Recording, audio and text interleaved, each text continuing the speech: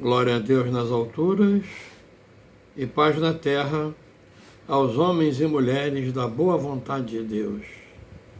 Jesus, divino e amorado Mestre, é a Ti que recorremos nesse instante, a Te rogar que Tu permitas que em Teu nome, que em nome de André Luiz e de Bezerra de Menezes, os patronos do nosso Evangelho, que em nome dos benfeitores da humanidade, mas sobretudo em nome de Deus, nosso Pai Todo-Poderoso, possamos nós dar por reiniciado o nosso Evangelho nessa terça-feira, dizendo graças a Deus, graças a Deus. Queridos e amados amigos, irmãos e irmãs, votos honestos e sinceros de muita paz, mas é muita paz. Queremos começar lembrando de pedir que vocês deem o like, porque o like muito nos ajuda. Pedir que vocês se inscrevam no canal, que vocês acionem o sininho, que compartilhem. Nós precisamos de mostrar ao YouTube que esse trabalho é um trabalho sério, não é chacota, ok? Então, conto com vocês nesse particular. Na manhã de hoje, nós vamos recorrer ao nosso livro Pão Nosso, onde Emmanuel, através da pena abençoada de Francisco Cândido Xavier, vem nos falar do crê e segue no serviço cristão.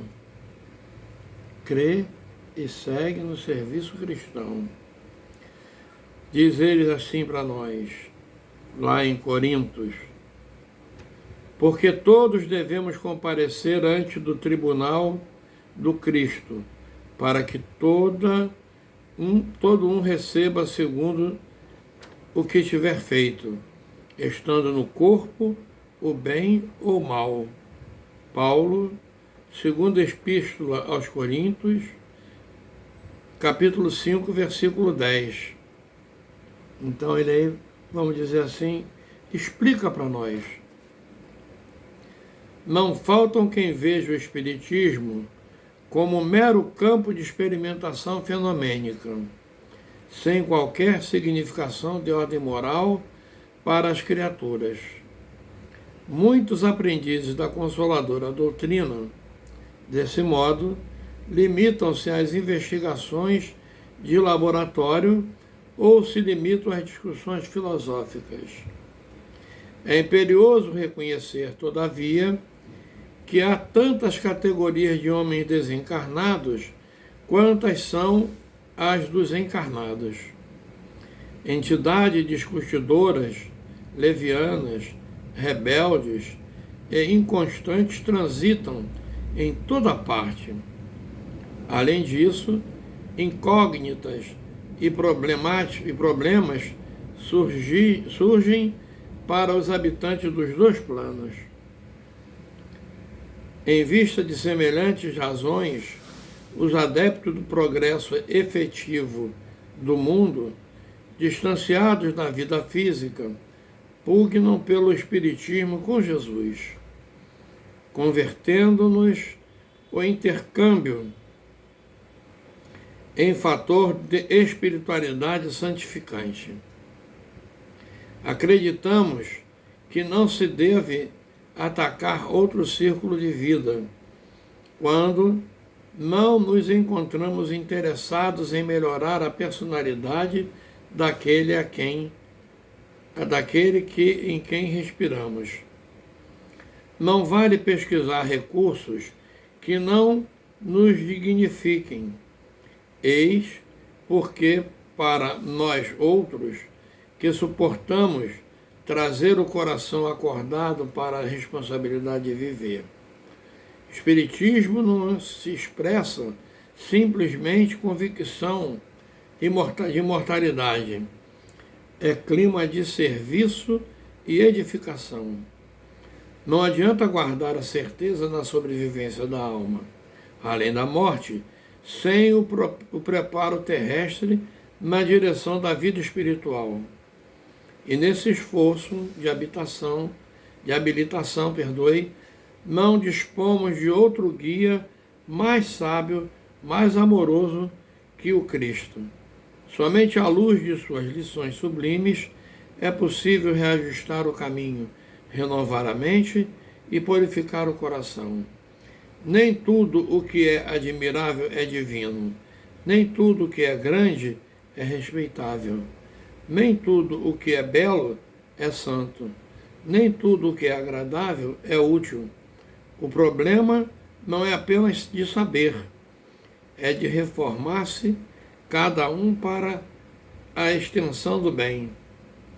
Afeiçoemo-nos, pois, ao Evangelho sentido e vivido, compreendendo o imperativo de nossa iluminação interior, porque, segundo a palavra oportuna e sábia do apóstolo, todos devemos comparecer ante o tribunal do Cristo, a fim de recebermos de acordo com o que realizamos, estando no corpo o bem ou o mal.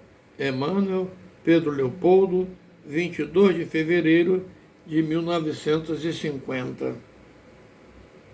Mensagem da qual eu, por exemplo, ainda não estava encarnado, visto que nasci em maio.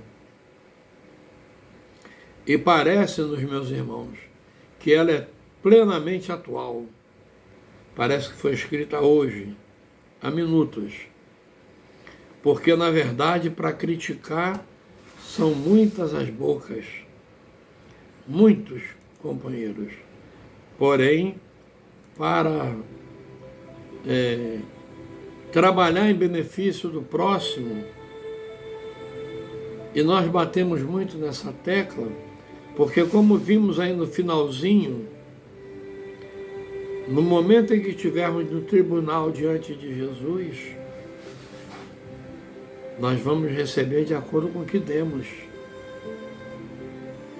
Quanto mais eu der de mim, e aí algum companheiro poderá nos dizer o seguinte: mas eu não tenho nada para dar.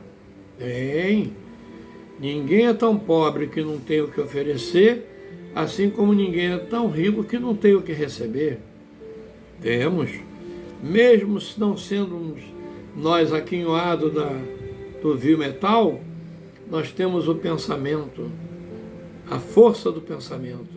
Temos a oração e a prece a fazer por aquele companheiro, por aqueles companheiros que estejam necessitados. Então cabe-nos, porque como nós haveremos de chegar diante desse tribunal, que é na nossa própria consciência, precisamos trabalhar no bem, mas trabalhar incessantemente. Eu fico muitas das vezes admirado com certas obras que a gente observa de companheiros que hoje estão com obras grandes, enormes, mas que começaram ajudando um, dois, e foram crescendo, e a coisa foi aumentando, e hoje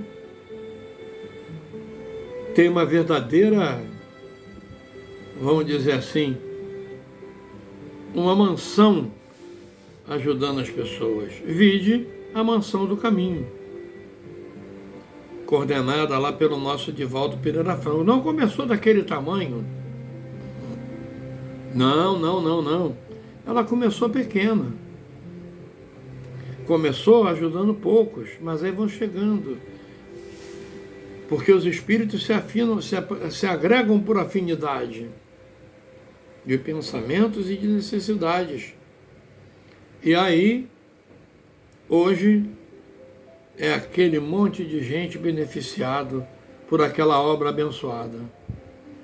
Agora prestemos atenção quantos são ali os voluntários. Então eu não posso ajudar porque não tenho dinheiro, vou ser voluntário no local onde já estão ajudando. Pronto. Vou estar integrando aquele corpo que vai ajudar a outros corpos. Essa é a proposta de todo espírita. Não basta ler, estudar e ficar com esse conhecimento e não praticá-lo.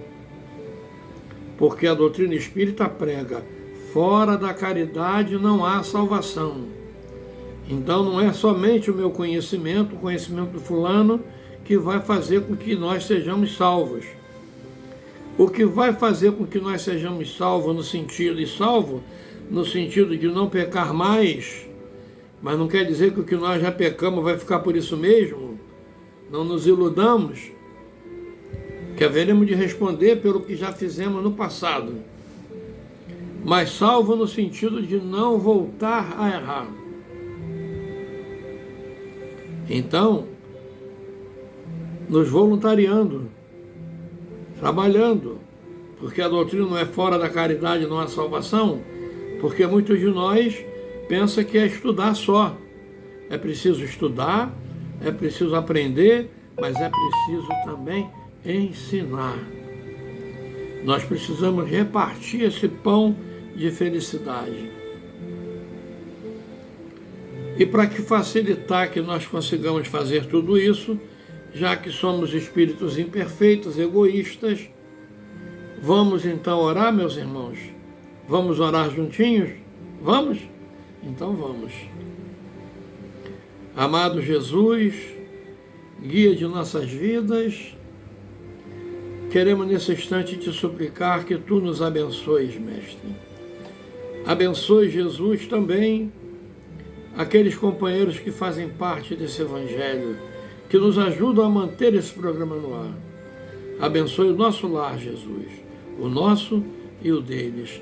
Mas abençoe também aqueles companheiros que não têm lar, Jesus, que moram na rua, incutindo neles a certeza de que um dia, numa nova oportunidade, eles voltarão a ter o seu lar. Abençoa, Jesus amigo, aos nossos vizinhos de frente e fundo, lado a lado e alto e baixo. Abençoa os seus lares, Mestre. Abençoa, Mestre querido, por quem és, todos os lares que estão em desarmonia, os casais em desarmonia. Abençoa-os, Mestre. Queremos te pedir, Jesus, por aqueles irmãos que não te conhecem e que não têm quem orem por ti. Queremos te pedir, Mestre amado, pela nossa juventude, esses que amanhã serão os homens que, materialmente falando, administrarão a terra. Abençoa, Jesus, as creches, os orfanatos, as crianças e os idosos. Nós te pedimos por aqueles irmãos que estão encarnando na terra nesse momento, mas te pedimos também, Jesus, por aqueles que estão deixando a terra pelas portas enganosas do suicídio, que eles também possam ser assistidos. Te pedimos pelos presidiários, aqueles irmãos que deram um passo em falso e que agora precisam responder por isso. Que eles aprendam, que eles reflitam e percebam que só o teu amor, Jesus, é capaz de construir. Queremos te pedir pelos governantes de todas as nações que possam, Jesus, entender, Mestre amado, que é o teu amor que faz com que nós possamos um dia chegar ao seio divino e não o fomentar das guerras, da violência. Pelos irmãos que acabam de desencarnar através dessas guerras, dessas violências de todos os matizes. Te pedi, Mestre amado, pelos nossos irmãos nos hospitais, nas casas de saúde, nas colônias, onde estão os nossos irmãos rancenianos. Te pedi por aqueles irmãos nesses leitos de dores, Jesus, que o nosso querido vovô Bezerra, o nosso André Luiz, possam dar-lhes um passe magnético e que eles possam ser assistidos, Jesus. Te pedi, Mestre amado, enfim, por toda a humanidade, esteja ela encarnada ou desencarnada. Sê conosco, Senhor, hoje, agora e sempre. Que assim seja. E nos permita que em teu nome, que em nome de Bezerra de Menezes e de André Luiz, os patronos do nosso Evangelho, em nome dos benfeitores da humanidade, Mas, sobretudo, meu Deus, em Teu nome é que pedimos permissão para interromper o nosso Evangelho e o retomarmos amanhã, se Deus assim nos permitir. Muito obrigado, muito obrigado. E muito obrigado a vocês, meus amigos queridos, que nos ajudam a manter esse programa no ar. Que Deus, em sua infinita bondade, abençoe a todos nós. Que assim seja, graças a Deus. Recebam de mim, olha, o maior e mais caloroso beijo no coração de cada um de vocês. Até amanhã, se Deus quiser.